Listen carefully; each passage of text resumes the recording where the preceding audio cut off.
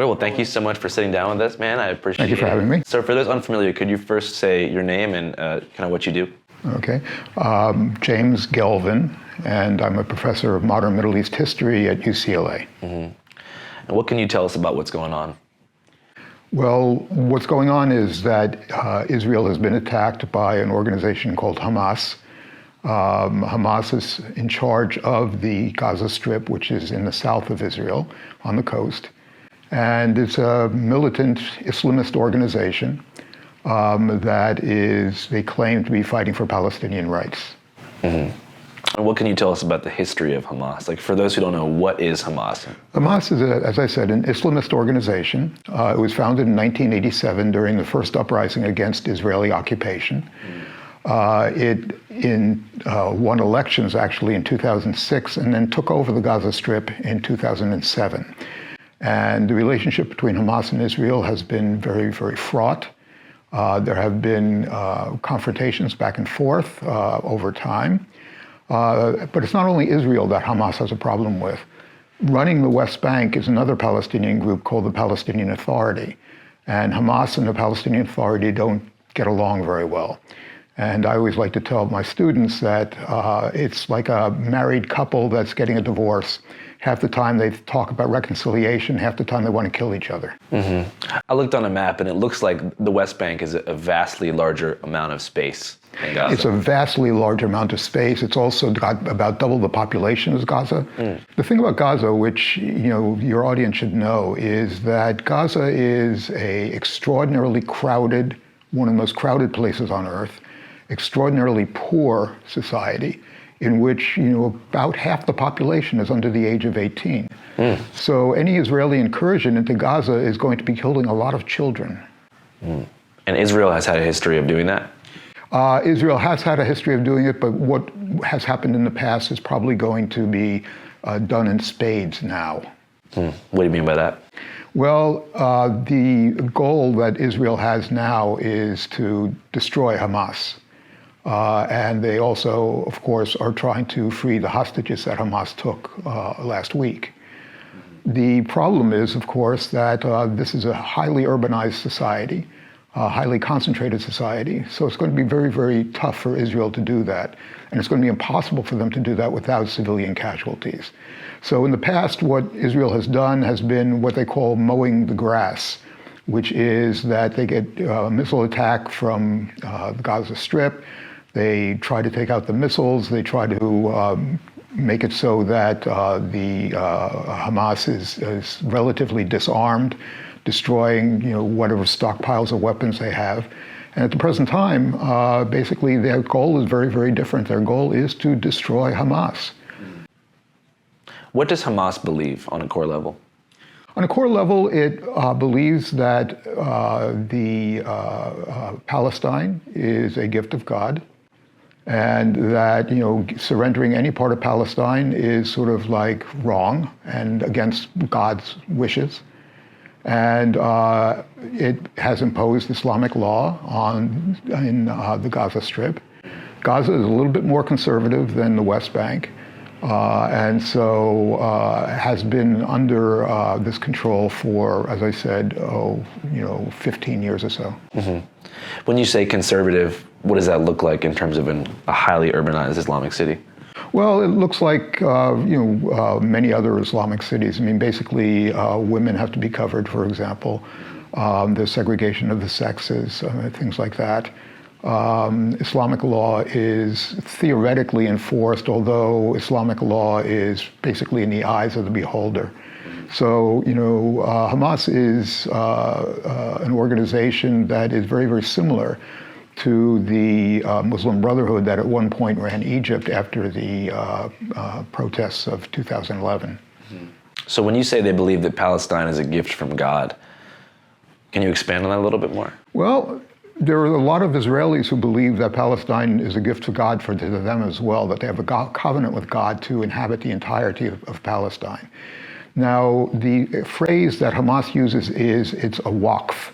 It's a religious endowment, and that they really can't surrender any part of that religious endowment. Now, in the beginning, basically, Hamas's charter said that all of Palestine should be an Islamic state. In 2017, they changed the charter to say that the West Bank and Gaza should be part of an Islamic State, and Jerusalem should be the capital. Now, what Hamas really believes, what they're capable of doing is, I assume, they know full well that terrorist attacks are not going to have Israelis pack up their bags and leave for someplace else.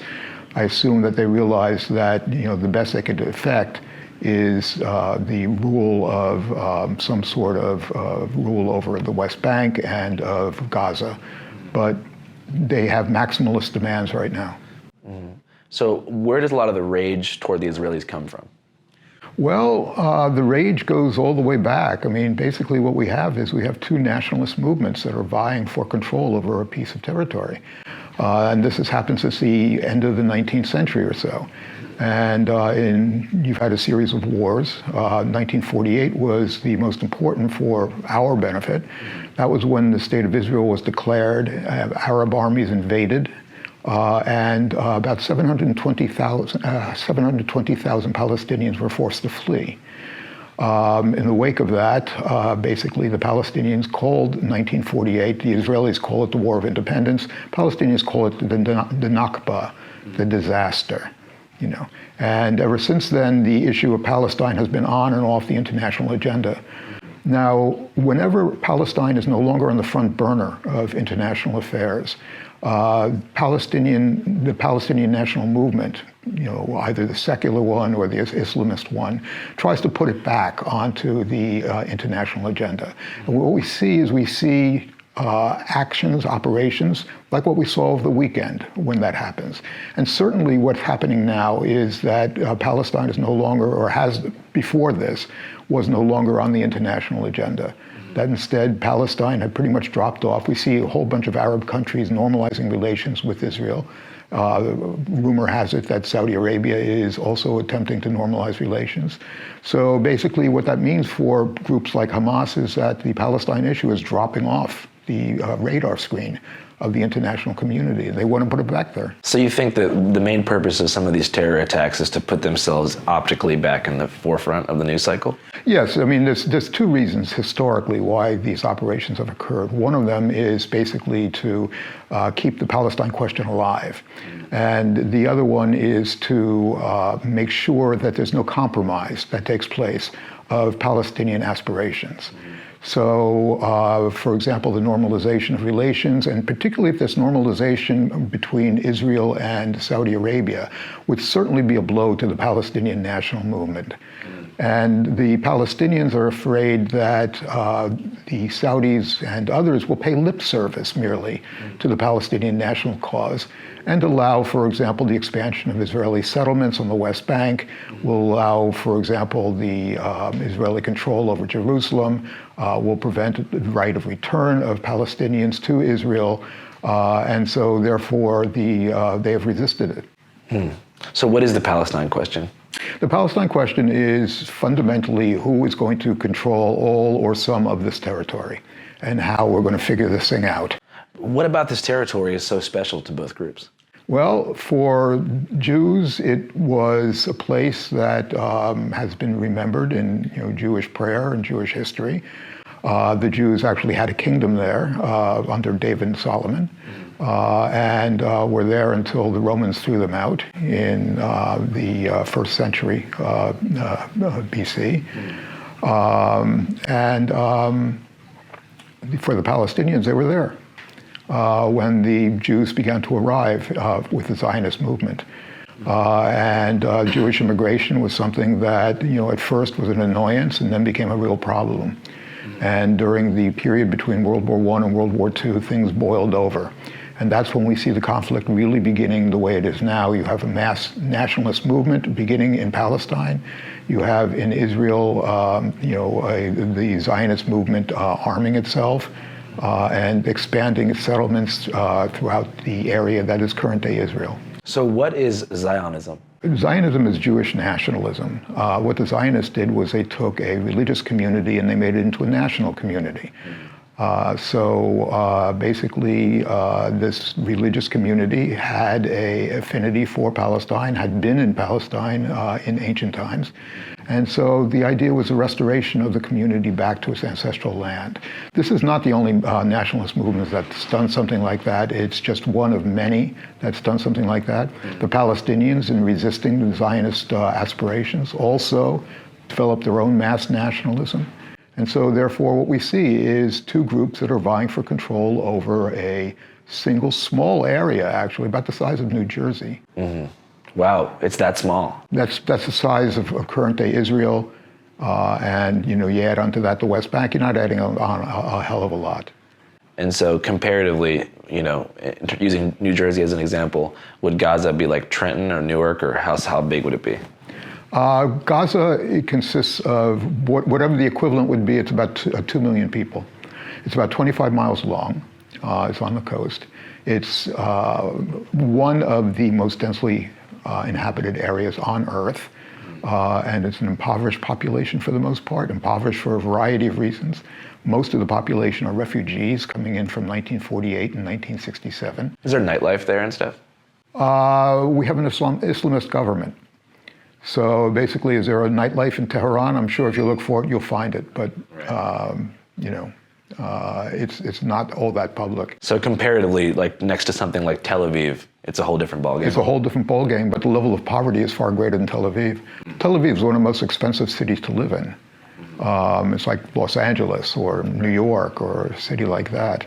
Gaza is impoverished and has been under economic sanction from Israel. It borders on both Israel and Egypt, and then the Mediterranean coast. And neither Egypt nor Israel have friendly relations with the Hamas government there. Egypt, of course, is a military dictatorship now, very much opposed to Muslim Brotherhood type movements, which Hamas is one. And Israel, of course, and Hamas have not gotten along since the beginning. What percentage of people in Gaza do you think support Hamas? That's impossible to say. And the reason it's impossible to say is they don't do public opinion polls in these autocratic governments. So what part of the population, number of the population supports the Saudi regime, for example, or any of these autocratic regimes in the Middle East? They would just tell you 100%. Yeah. They're smart, they know. Yeah. So back to Zionism, where did it start? It started in Europe, right? Zionism started in Europe. It actually was strongest in Eastern Europe. Basically, the Russian Empire tried to integrate Jews into the Russian Empire by slowly having them convert, by slowly getting them to work, to be conscripted into the military and so on and so forth, to make Russians out of them. So, is there a connection between like World War II, the experience of the Jews there? Well, it was interesting. Barack Obama went to Israel once and said, basically Jews deserve Israel because of what they experienced during the Holocaust. And he was corrected by the Prime Minister of Israel, who said Jews deserve Israel because we have our ancient habitation there. Okay. Now, the Zionist movement began before the Holocaust. The Jewish immigration to Palestine began before the Holocaust and continued after the Holocaust as well. So therefore, to trace it to the Holocaust is probably just a narrative option that you have. Yeah, it's a common trope that I've heard, growing up. Yeah. But, fundamentally, if there was a relationship between the Holocaust and a Jewish homeland, why not make the Jewish homeland in Bavaria, for example? Yeah, that's what I always wondered. I was like, why would you go to a place where it's surrounded by people who don't like you? Right. So during the initial during the initial Zionist migration, or during the initial Jewish migration into what's now Palestine, was Palestine ever a country? Palestine was part of the Ottoman Empire until 1922, actually. And the British got what's called a mandate for Palestine. In other words, they were supposed to supervise Palestine during the interwar period. The problem is that it was pretty much impossible to keep the two sides separate during the period, and so the British just threw up their hands at a certain point and said, "Okay, we're done." When they did that, they withdrew from Palestine. The Jews declared statehood. The Arab armies invaded. There was a brief civil war between Palestinians and Jews, which basically led to the Nakba, to the emigration. So timeline-wise, so Israel declares statehood in 1948. Israel declares statehood in 1948. This is after a brief civil war with the Palestinians, the indigenous inhabitants of Palestine. About 720,000 of them were forced to flee for a variety of reasons, including terror, including ethnic cleansing, including the fact that it's a smart thing to do to leave a war zone. And then Arab armies invaded. And this is important because from 1948 to 1993, the eyes of the world wasn't on the Palestinians. It was on the making peace between Israel and its neighbors, Israel and Egypt, Israel and Syria, Israel and Lebanon, Israel and Jordan. And the Palestinian question fell off the face of the earth, actually. Now, it was the Palestine Liberation Organization, starting in the late 1960s, that brought the Palestine issue back again. Maybe your audience remembers some of the terrorist acts that, it was called television terrorism, where there would be hijacking of airplanes. In one case, they blew up these airplanes after television crews arrived, not with anybody on board. They'd cleaned them out first. But the idea was to make a spectacular series of raids that would keep the Palestine issue alive, and it worked. I mean, who talks about Kurdish nationalism now, but we all talk about Palestinian nationalism? Why is that? Well, because the Kurds weren't able to keep their question alive, and the Palestinians were able to do that. And sometimes it took spectacular acts of terrorism. Sometimes they were bloody, sometimes they weren't. But, in all cases, they kept the question alive, which is why I think what Hamas has done recently is the same thing, fits into the same pattern. Keep the question alive, make sure there's no compromise. Mm-hmm.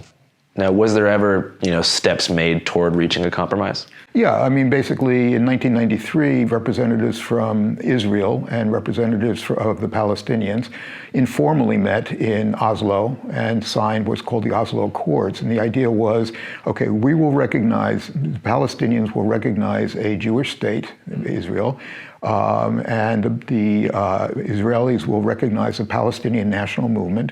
And then over time, what we're going to do is we're going to work out the parameters of that: security, who owns Jerusalem, right of return, a whole variety of issues that would happen. Now, the talks initially led in a certain direction, but over time, it began to be spinning wheels. And in 2015 was the last series of talks that took place. Ever since then, there's been no, what they used to call peace process. That has not occurred. And under the Trump administration, the United States attempted to impose a peace on the Israelis and Palestinians. Palestinians rejected it, went to the UN, and got recognized as a state. Mm-hmm. Didn't something happen in the 60s regarding a two-state solution? No, in the 1960s, most of the world, or let's put it this way, the West didn't recognize the PLO. It only began to recognize the PLO starting in the 1970s or so. The UN recognized the PLO as the sole legitimate spokesman for the Palestinian people in the mid-1970s. Do you think it's fair to describe Hamas as a terrorist organization? I do. But what we have to do is we have to put a little asterisk by that.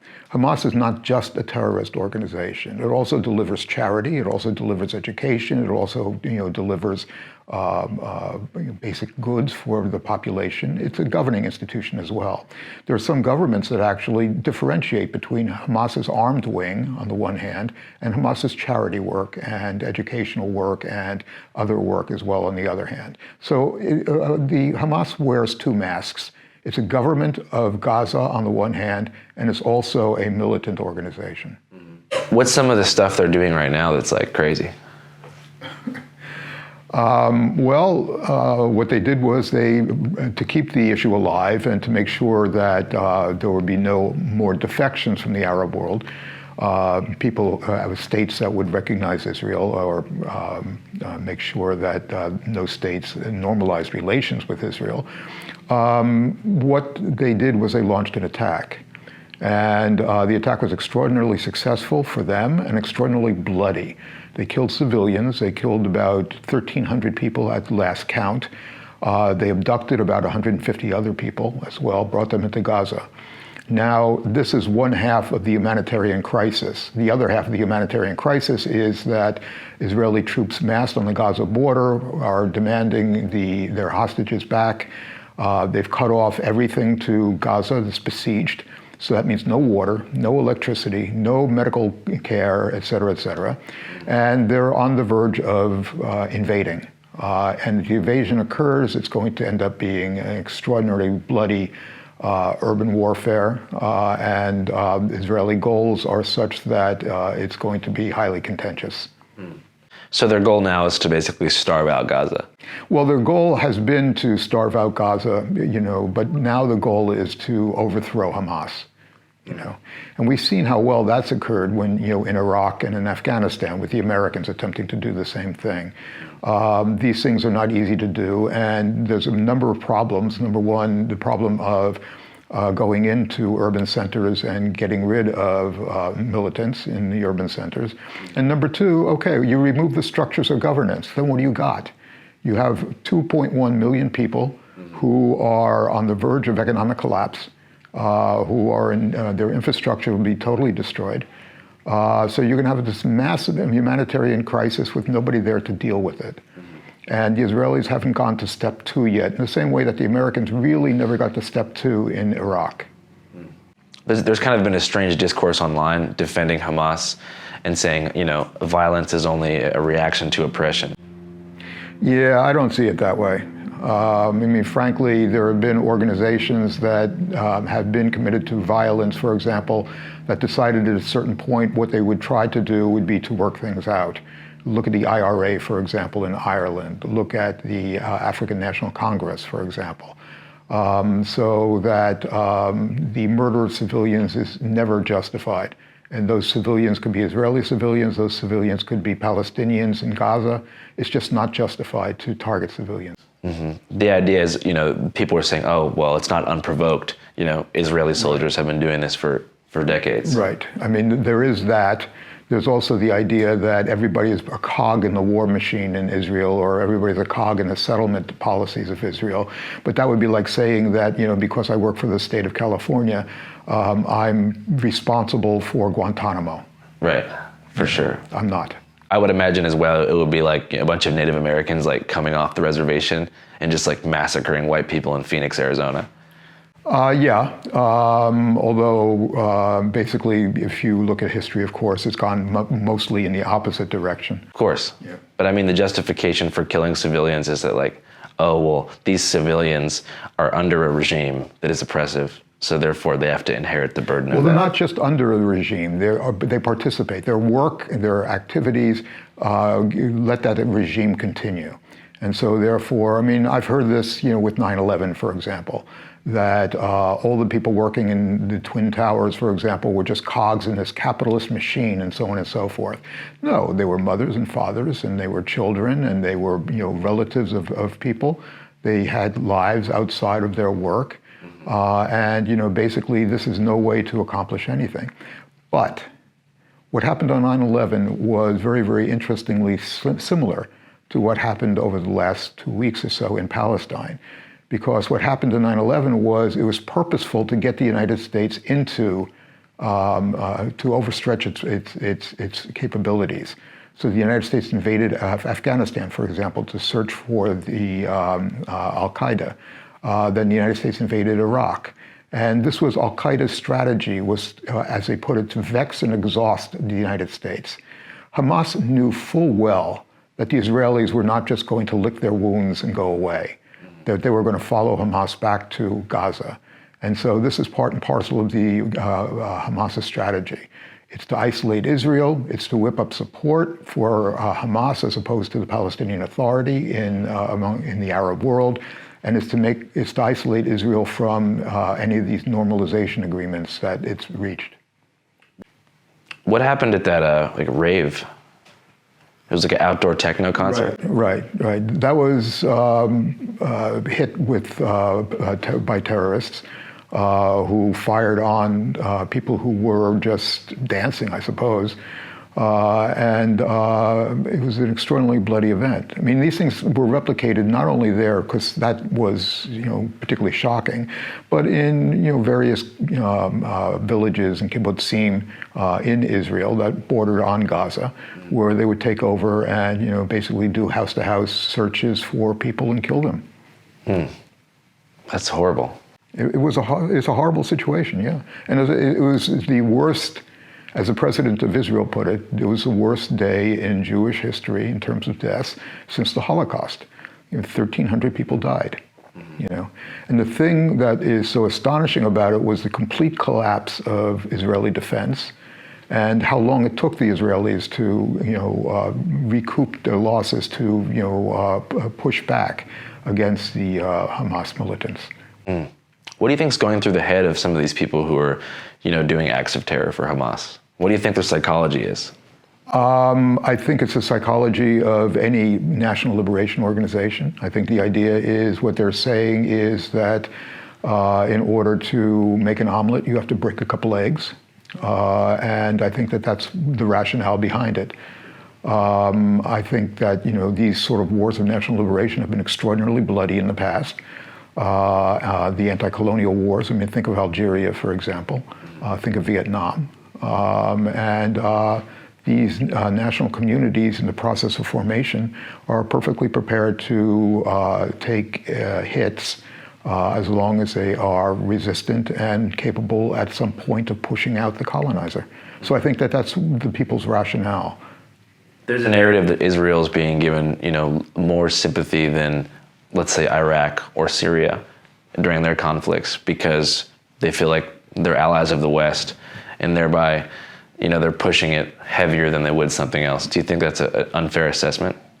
I don't know whether that's fair or not. I myself have done a lot of work on the Syrian crisis, and there was a lot of interest in the Syrian crisis and a lot of donations given to the Syrian cause in terms of food supplies, in terms of medical care, and that sort of stuff as well. In terms of the Israel-Palestine thing, that's always had a central role in American politics. Donald Trump, he had this America First agenda, but he still intervened in the Israel-Palestine conflict, the idea being that this would lock him up the evangelical vote. And so there was an affinity that many Americans have. Jewish Americans have an affinity for Israel. The evangelical community has an affinity for Israel, and therefore governments tend to respond to that sort of stuff. But I think also the most important thing, though, about this is the fact that this was innocent civilians who were killed, and it took place at a time in which the Israel-Palestine question had been quiet. As a matter of fact, it took place during a time in which the world ignored the Israel-Palestine conflict, and Israel was expanding its settlements in the West Bank. Israel was making provocative noises in the West Bank. Settlers had invaded Arab towns, for example. There was push in Jerusalem against the Arab residents in Jerusalem. There was a police raid on the third most holy site in Islam, Al-Aqsa Mosque in Jerusalem. So all these things were happening, but nobody was paying attention. And now all of a sudden, people are paying attention.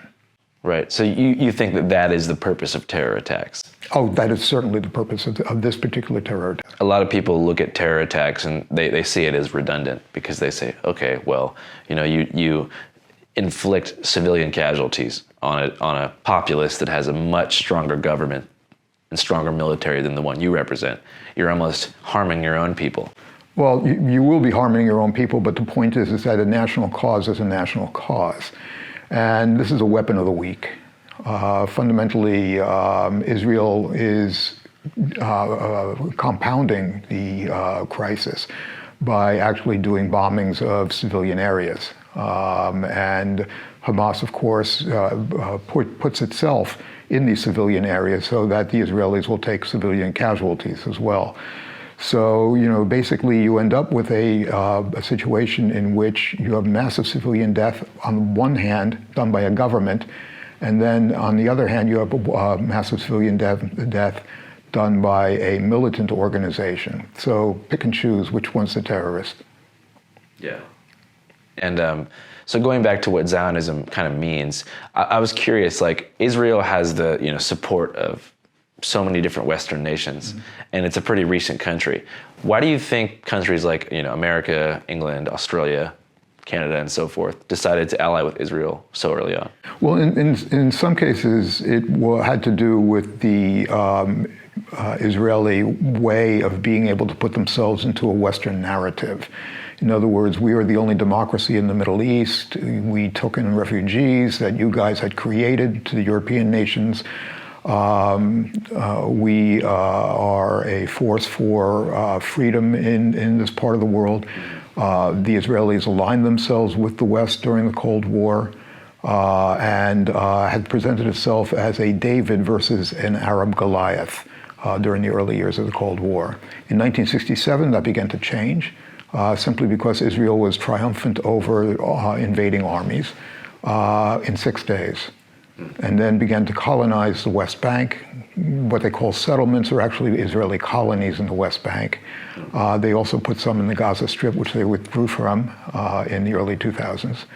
But still, the colonial activities of Israel are still taking place in the West Bank. If you're living in Gaza, are you allowed to travel freely throughout Israel? No. Can you just go for like the weekend? No. You can't go to the West Bank either. You're pretty much isolated in Gaza. Wait, so is there an airport? There is a airport. Let's put it this way. There's a border crossing.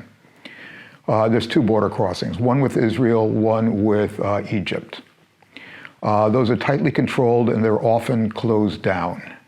Okay, so in order to be able to cross from one to another, you have to go through checkpoints, and it's not a free movement to travelers. One of my students, for example, was a Palestinian from Gaza, and Palestinians have to be back in the territories at nightfall. They can't stay in Israel proper. So he had to actually camp out in the West Bank to go to university in the West Bank, in spite of the fact that his home was in Gaza, because he couldn't pass through Israel in order to go from one to the other. And that curfew is imposed by Israel? By Israel. Why? Well, that's a question for the Israelis, actually. The Israelis think that, the Palestinians are dangerous. There was a second uprising that took place in 2000 against Israeli occupation, and it was extraordinarily bloody. And there were things like suicide bombings, bus bombings, Palestinian militants walking into restaurants and killing people. I mean, that sort of stuff as well. In a way, Israeli society has never recovered from that. The peace process has never recovered from that. Just from the trauma of, these terror attacks? Right. Now, I mean, you could look at popular culture. I mean, hip hop and poetry and things like that, it was all affected by what took place during what was called the Second Intifada. What took place during that? That was the bombings, the bus bombings, the restaurant bombings or shootings, the terrorist activities that took place in Israel. So the Al-Aqsa Mosque thing in 2015, I saw those videos. What exactly happened there? Well, what happens in Al-Aqsa is a particular flashpoint, and has been off and on for a while now. Basically, the Israelis have security control, but prayer is permitted for Palestinians on the Temple Mount, what the Israelis call the Temple Mount, what Palestinians call the Haram al-Sharif. And every once in a while there are protests, and the Israelis have not figured out exactly how to put down those protests, so what they do is they tend to raid the mosque, and that causes trouble. So the Second Intifada, the bloody uprising that took place in 2000, was sparked actually by a visit to what the Israelis call the Temple Mount by Ariel Sharon, who became Prime Minister of Israel after the launching of the Second Intifada. And he did it deliberately to provoke, to demonstrate the fact that the Israelis were in control. And one thing led to another, and you got your uprising. It's such an insane situation. So people in Gaza, there's 2 million people there, and they can't leave. Have a lot of them never left before? Yeah, a lot of them have never. Look, the majority of the population is under the age of 18. Why? That's the way birth rates go, I guess. I mean, you look at various populations. We in the West are getting to be an older society. But throughout the Arab world, for example, there was a secondary baby boom that took place. For us, it was the millennials that were the largest, until then, the largest generation in history. Those were children of the GIs, children of the GIs who came back from World War II. And you had a new state system that was, came about in the Middle East after World War II, which was you had post-colonial states, and those states were able to do things like provide for better public health, education, things like that. And so the population began to expand, and then we're seeing now the children of those children. So if you remember back to the Arab uprisings of 2011, 2012, it was mainly young people who were at the forefront of this. It's young people who are at the forefront of being unemployed, the ones who don't have much of a future for themselves, and the ones who fundamentally, have been victimized by the various states in which they live. So in Palestine, what we see a similar phenomenon. We see a population expansion that took place in the rest of the Arab world as well. This is something that right now is, we're seeing bearing the fruits of that population expansion. So is there like a super militant teenage culture out there? I don't know if you call it super militant. I would assume that Palestinians want to see, in the West Bank, want to see the occupation end. Yeah. There is no Israeli occupation of the Gaza Strip, though. The Israelis withdrew in 2005. Gaza has always been a problem for the Israelis. They conquered the area in 1967, and then immediately began looking for ways of getting out. You look at, for example, the West Bank or Sinai, which they conquered in 1967. These are territories that Israelis have a connection to, a cultural connection to. Right. I mean, the Mount Sinai, for example, the original kingdom of Israel was in the area that we now identify as the West Bank. I mean, things like that. There was no connection with Gaza. None whatsoever, no emotional connection or anything like that. It's poor, it's overcrowded, and basically you had large numbers of military personnel protecting a very, very few number of settlers. Because who the hell would want to settle in Gaza? It's surrounded by all these hostile people. So, basically, the Israelis withdrew in 2005, and that's when the Israelis decide we're not going to try to make peace with the Palestinians. We're going to draw our borders. We're going to build a barricade. We're going to build a wall, and we're going to get out of Gaza, and everything that's within that barricade, within the separation barrier, that's ours. Anything outside of that, basically you can do whatever the hell you want. We don't really care. If you want to have a state, have a state. If you want to have chaos. We don't care what you do. Unfortunately for the Israelis, they figured out a year later with another war that they weren't going to be able to buy peace by building a wall and staying behind that wall. That instead what happened was that you could lob missiles over a wall and you could infiltrate through the wall as well. The wall doesn't work, actually. I mean, basically, it probably won't work for the United States either because there are such things as ladders and what have you. And every day, tens of thousands of Palestinians, go into Israel to work, and they go through the wall, they go under the wall, they go over the wall, to go to work, and it's just more of an annoyance for them than anything else. What about the Iron Dome system, though? The Iron Dome system is against missiles. And is proved to be fairly, effective, not 100%, but then again, there were about 2,000 missiles that were fired in the most recent round of fighting that took place. But it's been fairly effective, and the missiles have gotten more sophisticated, and it's sort of like still has been able to be effective. Do you think that for some of those guys who were paragliding into Israel, that was maybe their first time in Israel? Oh, definitely that was the first time in Israel. Wow. Just imagine that psychology. Like, you've never been to this place in your life, but it's there the whole time, and your first time visiting is... Well, imagine something else, which is the psychology of the Israelis, which is that basically all of a sudden you're being invaded. It never happened since 1948. Right. You know, that Arab armies had never been able to get into Israel. That, you know, you have every once in a while in the old days, in the 1970s, you had an infiltration into Israel in the 50s, 60s, 70s. But, you know, basically the infiltration was very small groups, and the damage that was inflicted was not as severe as the 1,300 casualties that were inflicted in October. So this is not a drill. This is definitely not a drill.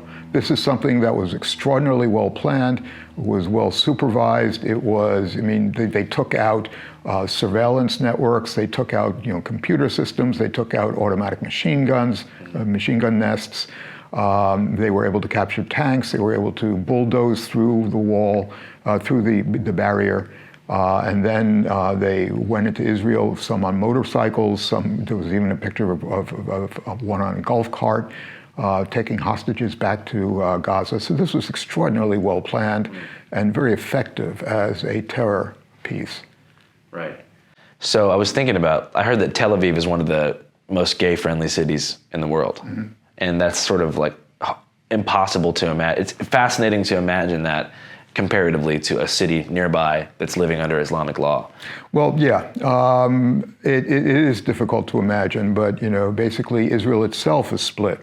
So I was doing research in Jerusalem, and when the weekend comes by, everybody of my age range in those days ended up in Tel Aviv, because Tel Aviv was much more liberal. You could do things in Tel Aviv even on the Sabbath, which, of course, Jerusalem was virtually under lockdown during the Sabbath. So basically, Tel Aviv is gay-friendly. Tel Aviv is much more open, much more Western, and sort of like it's one very, very different country, actually, than Jerusalem and much of the rest of Israel. So are there Israelis who don't support Zionism? Yes. There are Israelis who don't support Zionism, although at this point it's pretty much rally around the flag. Yeah. That you have a number of Israelis, you have protest movements, for example, for the occupation. You have veterans who have resisted the occupation. But at this point, it's virtually 100%. I mean, look at America after 9/11. You know, basically you had unanimity or virtual unanimity in the American population. People giving blood, people giving support, giving to charity, and that sort of stuff as well. And then subsequent pretty unanimous support of the Bush administration's decision to invade the Middle East, right? To invade Afghanistan, yes. Iraq was another question. There was a significant anti-war push with Iraq. I mean, I was part of that. Basically, it ended up exactly how we predicted it would end up. Yeah, it's crazy now looking back to just see that they actually lied about weapons of mass destruction. Yeah. Like completely lying. Like they knew it was a lie. Yeah. You think it was for oil? No, I think oil was part of it, though. I think it was fundamentally that the United States was attempting to recreate the world in its own image, and to act out as the hegemonic power in global affairs. There was no rival for the United States in those days. That there still is no rival militarily, but in terms of economics, we do have our rivals. In terms of local states that assert themselves, like, for example, Turkey in the Middle East, or China around its borders, or Russia and Ukraine. I mean, these things are going on right now. They didn't go on in the 1990s when America was hegemonic. And the idea of maintaining that hegemony was the idea that part of the reason why we went into Iraq. That's part of the reason I asked is because, I mean, Israel is pretty homogenous in terms of being mostly Jewish, right? 20% of the population is Palestinian, but much of the rest of the population is Jewish. Now, the problem with saying that is you have people who are, let's say, ethnically Jewish, who are secular, and alongside people who are Orthodox and people who are what we call ultra-Orthodox. So the Judaism, saying that they're Jewish is sort of, not really identifying a lot. So does Israel have like an Alabama or like a Portland, Oregon? Well, Tel Aviv is, I guess, closer to Portland, Oregon than that. Is there like what the equivalent of like MAGA types who are like living out in the sticks of Israel, sure. being like, I'm not going in with those liberals in the city? Oh, no, that's definitely the case. And you have a very, very important, strong, vociferous settler movement. And in the settlements, what you have is a lot of people who believe, again, that Israel has a covenant with God to settle all of the territory, biblical territory. And they've been extraordinarily harsh against the Palestinians, and they've committed pogroms very recently against Palestinian villages and Palestinian towns. They've invaded, they've burned cars, they've torched houses and things like that as well. So that at the same time, they've expanded settlements. They want to put the Israeli flag in as many places in the West Bank as they possibly can. They call it making facts on the ground. And what they mean by that is that they will inhabit so much of the West Bank that a Palestinian state would be impossible. And withdrawal would be impossible. Do you think there's a kind of propaganda operation at play for either side? For both sides, there's propaganda at play. I mean, propaganda is a very, very important part of it. I mean, the problem is, of course, is that for the Israelis, is that they just fell into a trap that was set by Hamas, which is that they had global sympathy. I mean, Joe Biden, for example, said we're 100% behind Israel and so on and so forth. The European leadership did as well. And then all of a sudden what you get is Israel provoking this incredible humanitarian crisis in Gaza. And frankly, I've heard people say that Israel had no choice. But on the other hand, it didn't have to fall so full-fledged into the trap. Think about the United States, for example, after 9/11, same thing. The United States fell into a trap that al-Qaeda had set. The idea was to invade the Middle East, to invade Islamic countries. We got into Afghanistan, we got into Iraq. And this is the same thing that's going on now. That you have a population of 2 million people, and that population is going to be severely, severely harmed by an Israeli invasion. So you think it's sort of a long play to generate a humanitarian crisis and then basically reclaim global sympathy on a humanitarian basis? By the Palestinians, you mean? Yeah. Yes, I think that one of the things that Palestinians want to do is to demonstrate to the world that this is the actual face of settler colonialism. This is what the Israelis actually do. Now, basically, the world has reacted so far mainly with sympathy towards Israel. That is beginning to diminish as we speak, simply because of the anticipation of what the effects, first of all, of this blockade of Gaza is, of the siege of Gaza, and then, an Israeli invasion. We're going to see pictures, video coming out of Gaza, which are going to be horrific and are basically going to replace the videos that we've seen of the massacres that took place with Hamas. And so this is a major propaganda victory for Hamas. I saw that Joe Biden said that he personally saw a video of a child being decapitated. Not decapitated. What we have to do really is we have to be very, very cautious about what we say and what we believe. I mean, there's a lot of stuff that's on the net that is, and social media, that is just out and out lies. Like what? Okay. Well, for example, we still don't have a case where we see babies being decapitated. Okay. We do know that children were killed. We do know that babies were killed. But the idea of decapitation is something that was, okay, let's introduce this trope, this meme into our discussion of it. So there are things like that. So I think what we have to do is we really have to wait and see. I mean, basically, even without the decapitation of babies, this was a horrific event that took place. There was the murder of babies, so that we don't have to exaggerate and we don't have to, add on to the sort of like what we can call the pornography of violence. where it's sort of like almost titillating to think about the level of violence, the level of gore that was committed, and that we don't really have to participate in. I think it strikes the same nerve in your brain that like a true crime podcast would, where people like to be just absolutely in shock and awe when they're consuming some type of like gore-related information.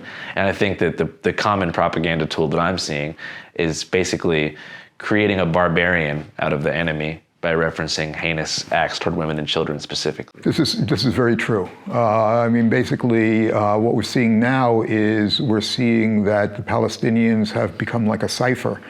You have innocent people in Gaza that were not involved in this activity at all, this operation at all.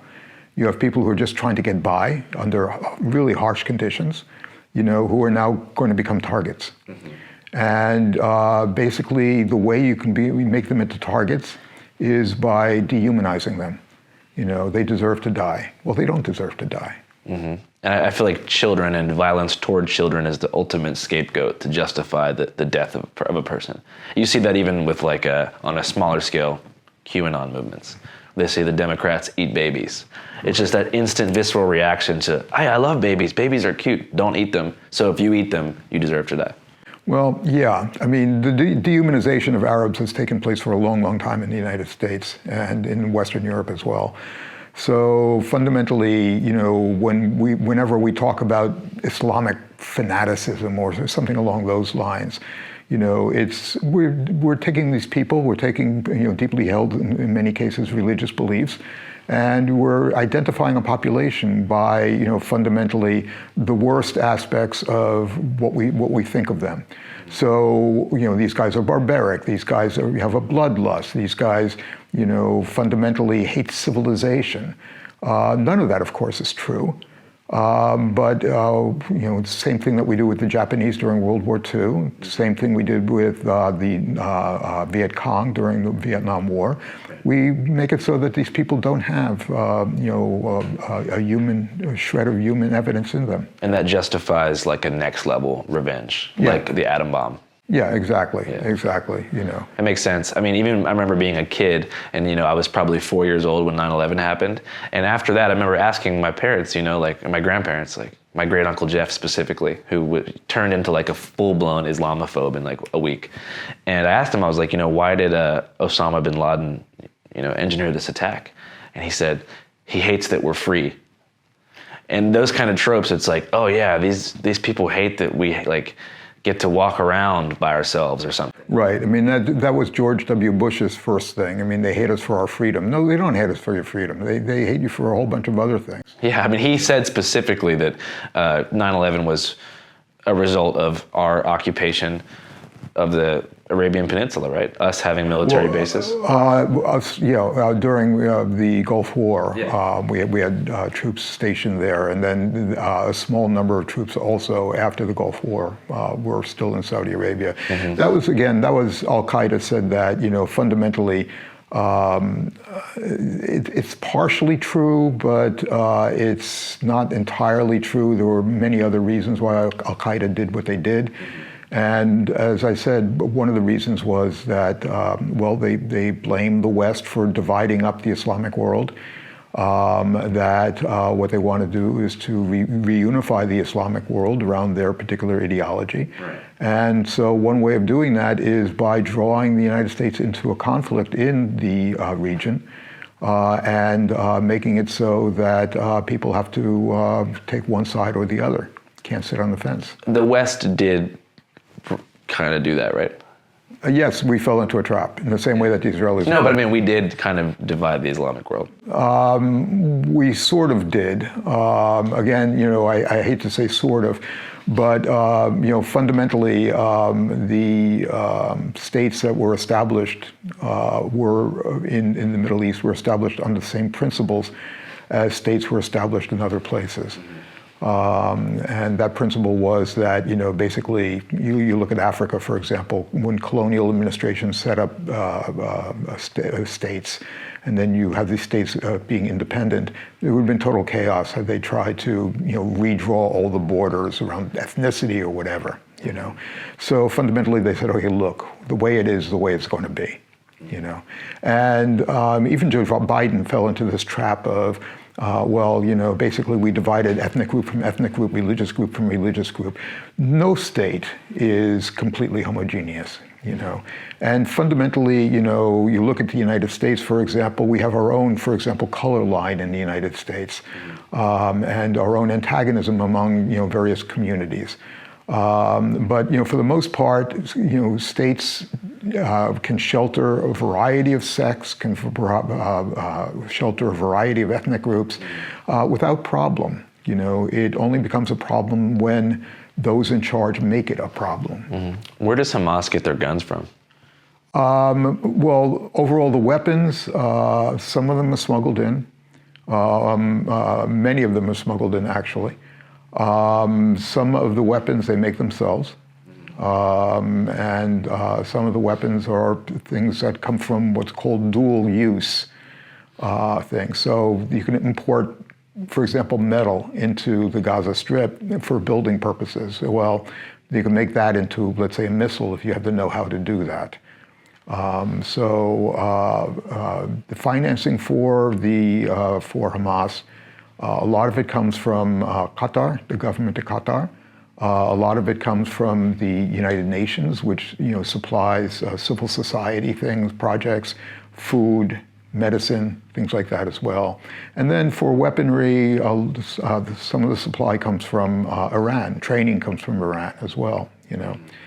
The Iranians have been accused of plotting this event that took place in Israel.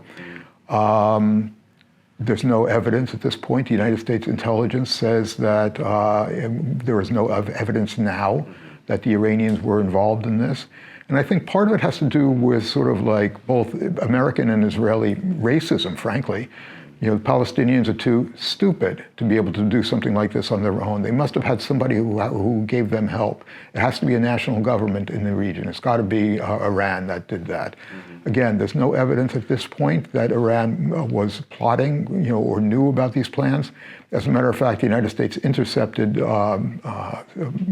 intercepts of government officials in Iran who were surprised by what took place, and they would have been in the know. So you do think there is some racism at play here? Oh yeah, definitely so. And the racism is at play when, you know, basically you don't really care about what happens to Gazans, but you do care what happens to Israelis.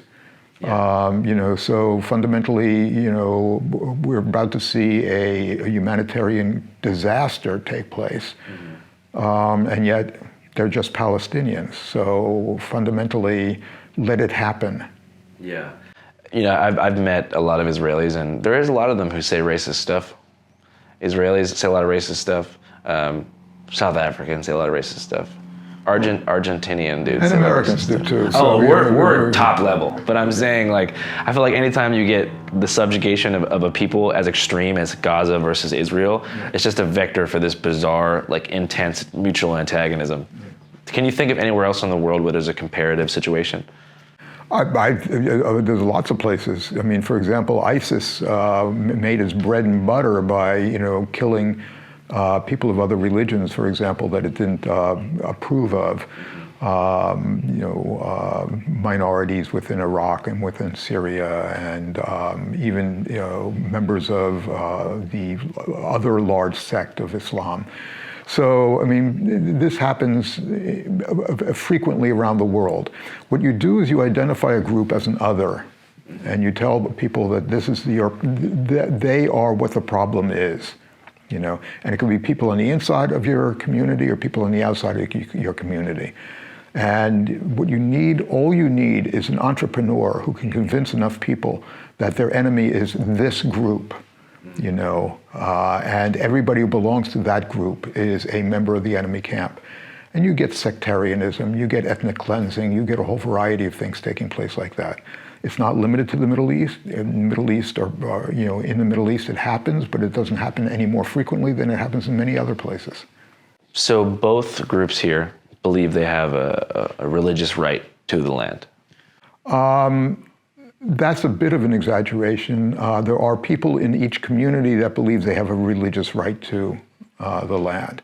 But the thing that really it comes down to is that we have a clash between two nationalisms. Okay. Now, part of that national community, in each case, in the Zionist case and in the Palestinian national case, each part of that national community believes that it has a religious foundation for their nationalism. Other parts don't believe in the religious foundation for their nationalism. They believe in other things. For example, the Palestinians believe that we were here. You know, when the Zionists moved in, this is what our right is. The Zionists believe that, you know, basically we have a right to this area because of ancient habitation, you know, and so therefore there's no other place for us to go. So the religion sometimes plays a role, very often does not play a role. And the group that, for example, controls the West Bank, the Palestinian Authority, formerly the PLO, is a secular organization. You know, some of the branches were Marxist-Leninist, for example. So it's hard to think back to the pre-1989 days. Yeah. So in your professional opinion, do you think we're in a hopeless situation here? Well, I don't think that the situation is, let's say, the trajectory is on an upward slope, let's put it that way. I think that things are going to get a lot worse before they get any better at all, if they do get better. I think that in the short term, that basically this is a horrible situation and there's no way of avoiding it at the present time. That, you know, in the medium term, very likely the same thing's going to happen. And we can't really predict what's going to happen in the long term, but at this point there's nothing on the horizon that would point to a solution between Palestinians and Israelis. Yeah, I mean, I don't even know much about this before today, but, you know, it's my understanding that there's some things going on out there. Yeah, there at this point, as I said, it's going to get a lot worse before it gets a lot better. Well, that's a good note to end on. Thanks so much for your time, man. I appreciate it. Sure. And thank you for making the time for us. That's really fascinating. And thank you for your perspective, man.